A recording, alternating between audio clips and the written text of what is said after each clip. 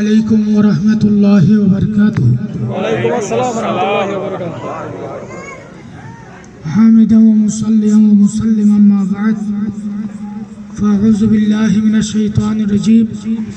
بسم الله الرحمن الرحيم. كتب عليكم الصيام كما كتب على الذين من قبلكم إلى آخر الآيات الكريمة. وأيضا قال رسول الله সকলে বলি সাল্লাল্লাহু من صام رمضان إيمانا واحتسابا غفر له ما تقدم من ذنبه أو كما قال عليه السلام.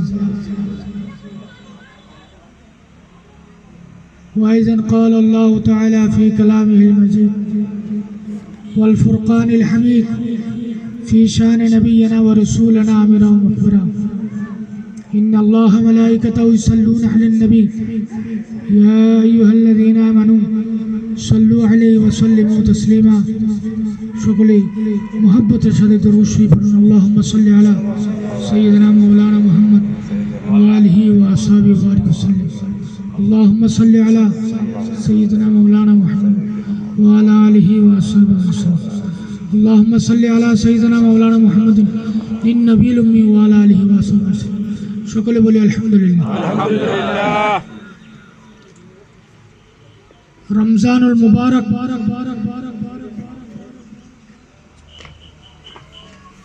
এমন একটা মাস, রমজানের রোজা এমন একটা আমল, যেই আমলের সাথে অন্য কোনো আমলের তুলনা, আওয়াজ দিয়ে বলি তুলনা। হুজুর পাক সাল্লাল্লাহু আলাইহি ওয়াসাল্লাম ইরশাদ করেছেন, কোন মানুষ যদি আওয়াজ দিয়ে রাত্রে ঘুমানোর আগে একটা হাদিস শরীফ তেলাওয়াত করলো, অথবা শরীয়তের কোন একটা মসলা বয়ান দিল, যেমনি ভাবে হুজুর ফরজ 4টি, এই কথাটা বলতে, এই বাক্যটা বলতে 1 ঘন্টা সময় লাগছে। হুজুর ফরজ, তায়াম্মুমের ফরজ, এই কথাটা বললো, মাই শুনলো, বাবাই শুনলো, ভাইয়ে শুনলো, বোনে শুনলো, ছেলে শুনলো, ঘুমায় গেল। আল্লাহ রাসূল বলেন, এই শরীয়তের মশালাটা বলার পরে যদি কেউ ঘুমায়, তার আমলনামায় লেখা থাকবে এই আল্লাহর বান্দা ঘুমায় নাই, সারা রাত কিয়ামুল লাইল করেছে। রমজানের রোজা রাখার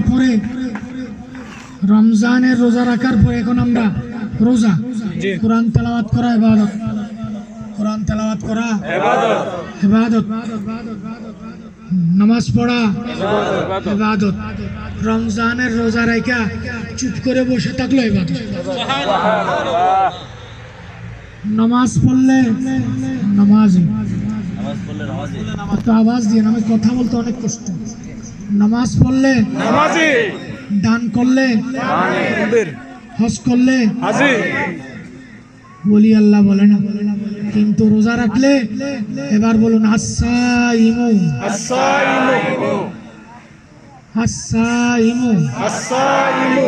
ওলিউল্লাহ। যারা রোজা রাখে তারা আল্লাহর ওলি। সুবহানাল্লাহ। কোন নামাজি যদি বলে আমি নামাজি, কেউ যদি বলে আমি হাজি, কেউ যদি বলে আমি নেককার, পরহেজগার, দিনদার, আল্লাহওয়ালা, আল্লাহ রাসূল বলেন সে কখনো নামাজি নয়, সে কোন আল্লাহওয়ালা নয়। কারণ ইবাদত করতে হয় আল্লাহকে খুশি করার জন্য, মানুষকে দেখানোর জন্য। নামাজি নিজেকে নামাজি দাবি করতে পারবে না, বলতে হবে যে আমি নামাজ পড়ার, যথাযথ নামাজ পড়াতে পারি না, কিন্তু চেষ্টা করি। আমি নেককার হতে পারি নাই, নেককার হওয়ার চেষ্টা করি। আল্লাহ রাসূল বলেন, যদি কোনো মানুষ রমজান অবস্থায়, কি অবস্থায়, একে অপরের সাথে যখন ঝগড়া করে, একে অপরের সাথে তর্ক হয়, বলে তুমি বলে দেবা ওয়ানা সাইম সুবহানাল্লাহ ইন্নী সাইমুন, বাবুরে আমি রোজাদার। তাইলে আমি নেককার, আমি পরহেজগার, আমি দিনদার বলা যাবে না, কিন্তু রোজাদার বলতে পারে আমি রোজাদার। সুবহানাল্লাহ তো রোজার কত বড় মর্তবা। আল্লাহ কি ভাত খায়? না কথা কয় না। আল্লাহ কি ঘুমায়? না ওয়ালা তাউযুহু সিনাতুম ওয়ালা নাওম। কারণ যারা রোজা রাখে তারা আল্লাহর সুন্নাত পালন করে। সুবহানাল্লাহ আল্লাহ পানাহার করে না, বান্দায়ও পানাহার করে না। সুবহানাল্লাহ ব্যবধান এতটুক, আল্লাহ পানাহার করেন না, রোজাদারও করেন না, কিন্তু রোজাদার দিনের বেলায় করে না, সবে সাদেক থেকে অস্ত যাওয়া পর্যন্ত করে না, অস্ত গেলে আবার পানাহার করে। সুবহানাল্লাহ বলেন না সুবহানাল্লাহ। সুবহানাল্লাহ একবার হিজরা কয় আমার ছেলেও নাই, মেয়েও নাই, বউ নাই। আল্লাহরও বউ নাই, ছেলে নাই, আল্লাহর মা নাই, আল্লাহর ছেলে নাই, আমারও নাই, আল্লাহর মেয়ে নাই, আমারও নাই, আল্লাহর বউ নাই, আমারও নাই, কিন্তু হিজরার মা আছে, বাবা আছে, আল্লাহর মা বাবা নাই। সুবহানাল্লাহ বলেন না সুবহানাল্লাহ। সুবহানাল্লাহ সুতরাং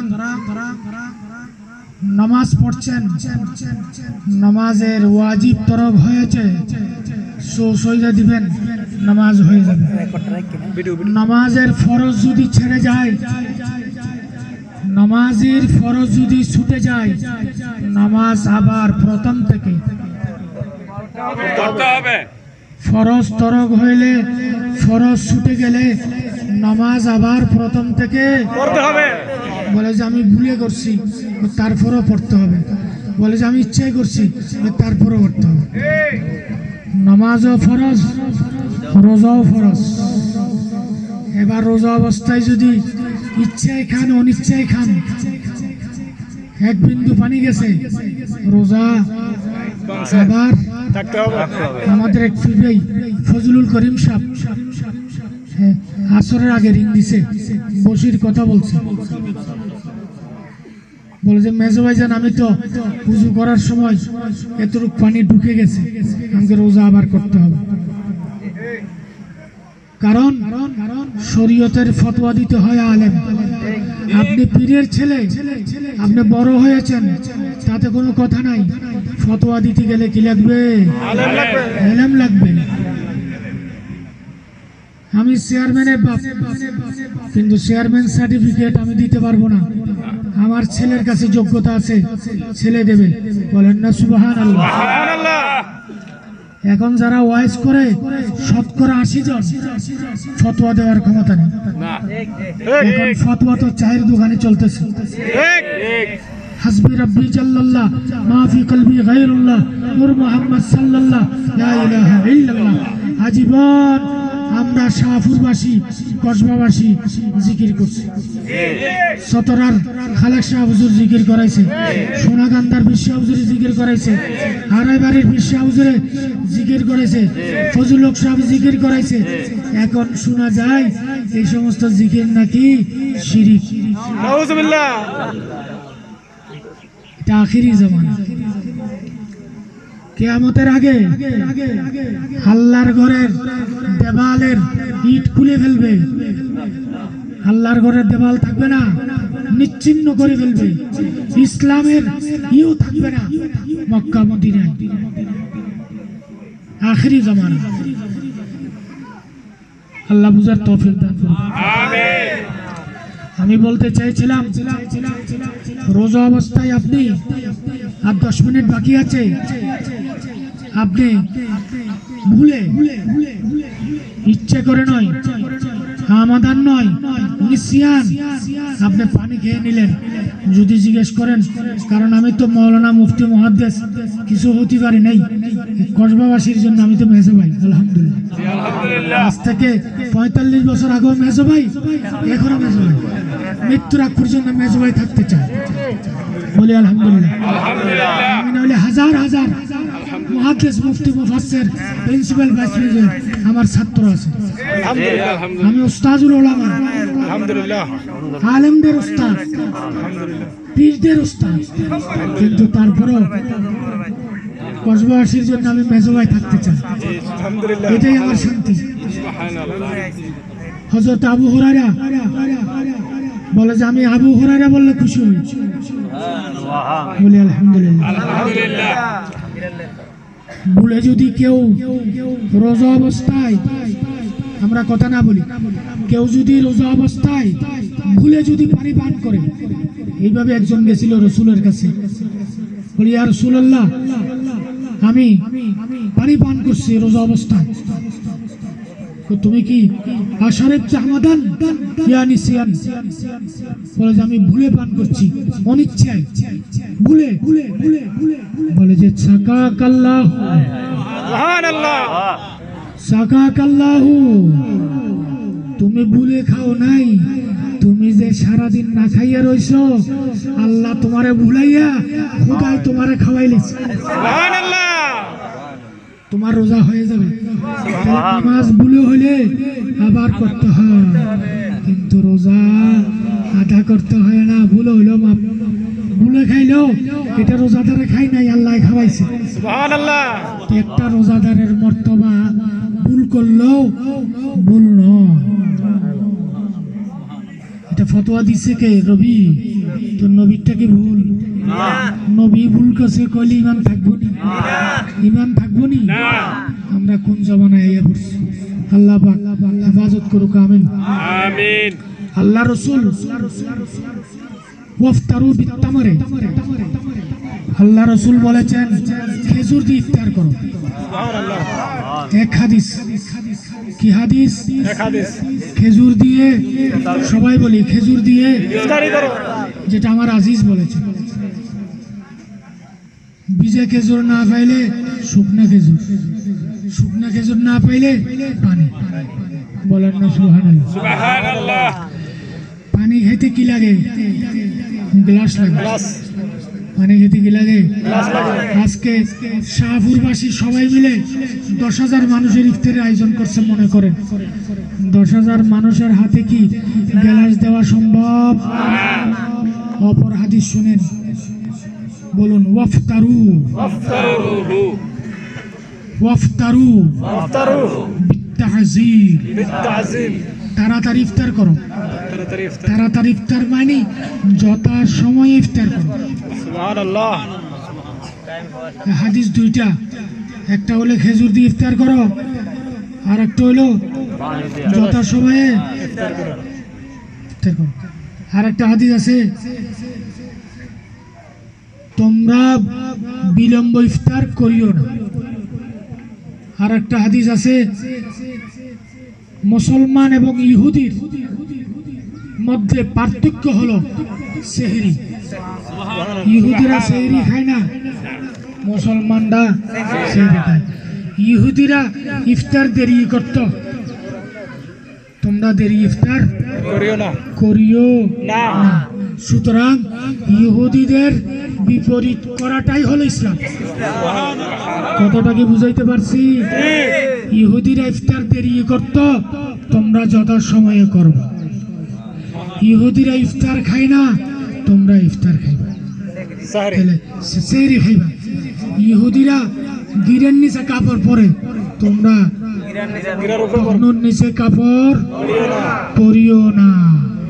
তাহলে এটা কি? মুসলমান এবং ইহুদি। তো রসুলের শানে বিয়াদবি কারা করত?